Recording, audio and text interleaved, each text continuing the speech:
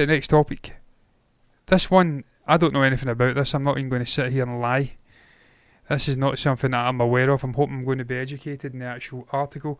I just like the vibe of it. I like the title. I did read the article briefly, and I think he does do. Ben Travis does educate me slightly on just what Jodorowsky's Dune within Marvel means. Ben Travis obviously acting as a conduit through the actual writer of the upcoming Ant-Man and the Wasp Quantumania. He's been out speaking about the movie. He's been out detailing the quantum realm, its importance, significance for Michelle Pfeiffer's Janet Van Dyne in this movie. I was wowed by the article. Just where they're going with this movie really does fascinate me. For the Janet character, the fact she's almost lived an alternate life that her family in the real, very much not quantum realm, are aware of.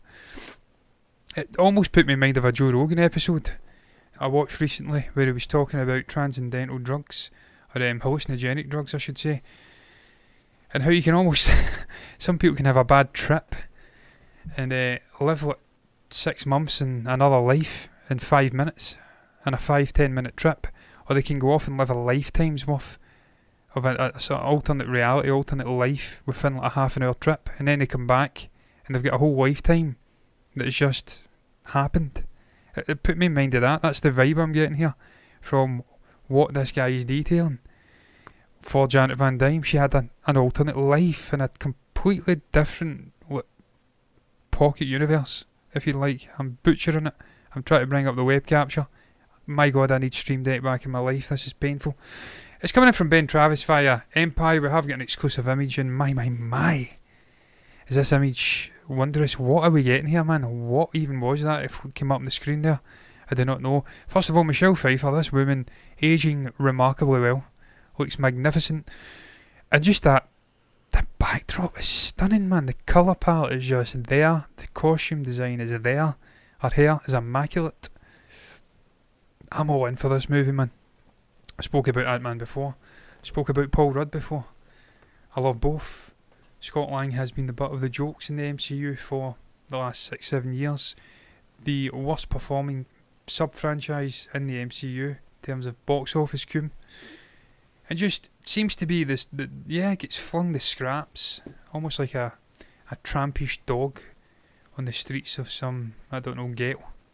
Getting flung scraps. That's what Scott Lang and Ant-Man sort of exemplifies in the greater MCU, where you have the likes of Iron Man doing his thing once upon a time, Captain America, all these other weird, wondrous Titanic characters from the comics.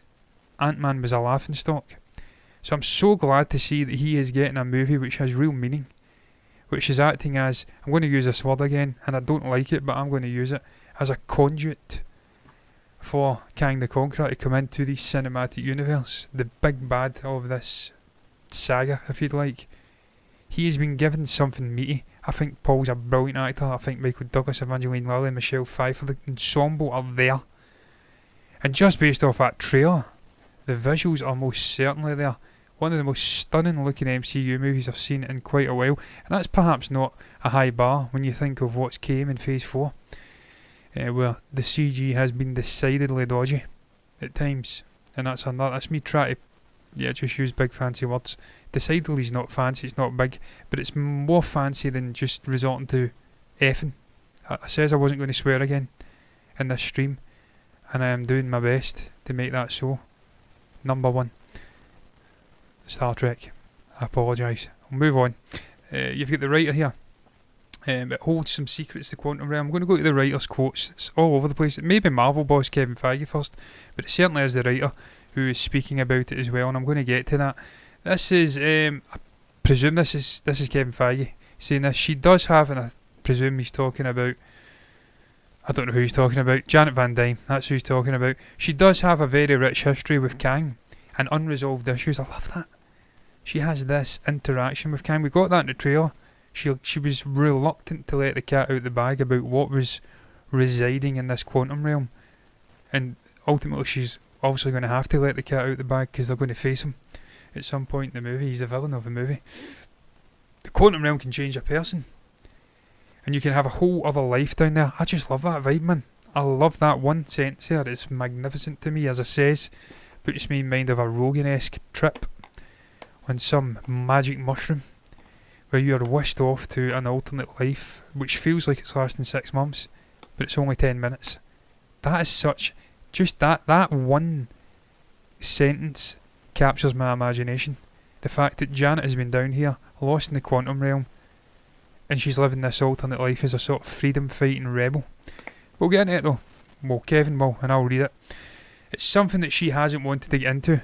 It's about these 5 family members, how these 5 family members deal with this environment and the new reality of what their mother/grandmother has been through. And that's a very, very well known, very powerful freedom fighter in the quantum realm, which none of them had any idea about until they get down there. The secrets of the quantum realm are about to be spilled. Look at this poster, man. Just look at the colours. There's something about purple. There's something about the sort of cyans, the pinkish magentas that just lend themselves so beautifully to a movie poster. I think of the likes of Ragnarok and Infinity War, I want to say, or Endgame it may have been. There's something about that colour palette that just works. That's a wondrous cover from Empire. It really is. It's something special. I thought it was a writer that was out talking. I'm pretty sure this says, and they did, didn't they? Jeff Loveness. So where's Jeff's quotes? Because Jeff's comparing it to Jodorowsky's Dune, and I want educated. What the is Jodorowsky's Dune? Stop myself before I swear there. I swore. Swear isn't a word. I says it was going to be a disaster this stream, and it's not letting me down. Is this Loveness's comments here? I believe it is, so I'm going to read them. He said this is a fun place. Full on cosmic psychedelia. What a piece of English that is being presented there. Full on cosmic psychedelia.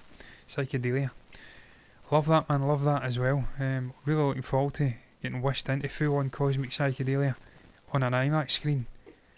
Just serve it to me right now, man. I'm there for it. This is what Jeff Loveness had to say. What a name, incidentally. It's a limitless place of creation and diversity and alien life. A touch point sure to make fans out there eyeball sizzlingly sci-fi happy. What is this? Can I read this again? A touch point sure to make fans of out there eyeball sizzling sci-fi happy. That's a tongue twister, but I got through it. It's Jodorowsky's Dune within Marvel. He says, referencing the cult director's legendary So Ambitious It was an unfilmable attempt to adapt Frank Herbert's masterwork. So this is the Dune movie from the 80s that Steven's seen, that I have not seen. So that's who Jodorowsky is. So he's saying it's his Dune within Marvel. It's an almost unfilmable concept being presented. Well, I mean, you would say that, but if there's one franchise, realistically, it's going to be able to present an unfilmable concept and actually film it and make it happen, it is going to be the MCU. Because if you think of Endgame, last 20 minutes of that movie should be completely unfilmable. It shouldn't be possible to present to a wider audience what they did in that movie. There was so many bodies, so much nonsense going on, and they made it work. For me, it's still, in terms of an action experience, one of the greatest 25-30 minutes I've ever seen in a theatre. Endgame. So if there's any franchise, any film franchise, I should state, because there is multiple other arts where franchises pop out, video games, novels potentially. You call a novel a franchise? Probably not. Yeah, it's one. I mean, if there's any one film franchise or sort of studio going to make it happen, it's going to be Marvel or Disney. I'm really looking forward to this movie, man. I'm looking forward to exploring the quantum realm. I'm looking forward to seeing Scott Lang being projected into the limelight in the MCU. This is a guy who was the butt of the jokes without repeating myself. Really looking forward to seeing Jonathan Majors coming in as Kang the Conqueror. As a villain, he looks really, really cool. I love this sort of variant vibe where you have various different versions of this guy popping in and out of different projects. The fact this is a warrior version, he looks deeply manipulative in the trailers. It looks as though he's going to town on Scott, trying to work him. Almost like Loki in the early days of the MCU, trying to work away at different individuals, trying to work away at the softer side of his brother Thor.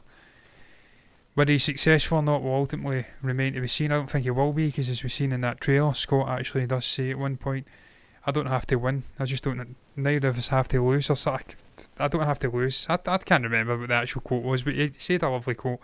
I don't have to win, neither of us just I can't remember, I'm butchering it. It was a great quote though. I don't think he's going to buy into Kang's shit.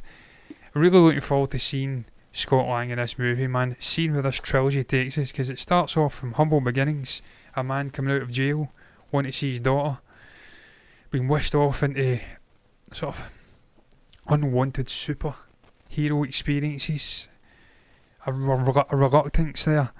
And then obviously he's taken away for years, and we're exploring that dynamic with his daughter in this movie as well, just where we're going to go, how it's going to rank in terms of the other trilogies in the MCU.